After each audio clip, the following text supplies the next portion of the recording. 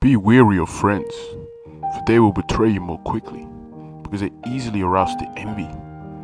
But hire a former enemy, and he will be more loyal than a friend, because he has more to prove. If you don't have enemies, find a way to make them. We are often quick to rely on friends when we need a position filled. We wrongfully assume our friends' credibility in circumstances, and often pay dearly for this.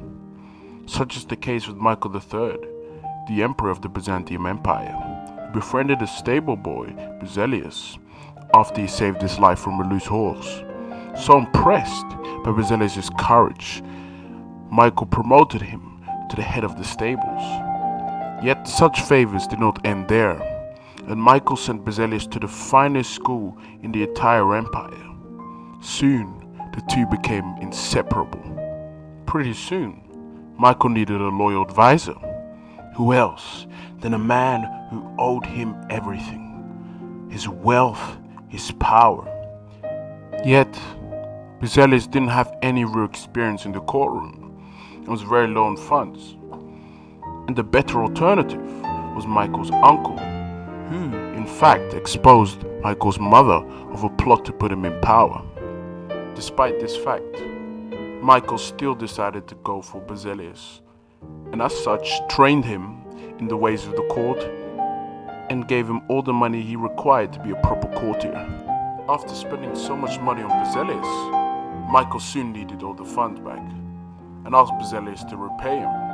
However, much to the emperor's surprise, Basileus refused. And a week later, after heavy drinking, on the realization that he created a monster, the emperor found himself surrounded by the troops of Basileus. He was stabbed several times, and his head mounted on a pike, as Basileus paraded it on the streets and proclaimed himself the new emperor of the Byzantium Empire. The lesson one must take from this is that by heavily rewarding and relying on friends, they become encumbered by charity, and as a consequence, forget the favors they have received, and imagine that they earned their success through their own merit.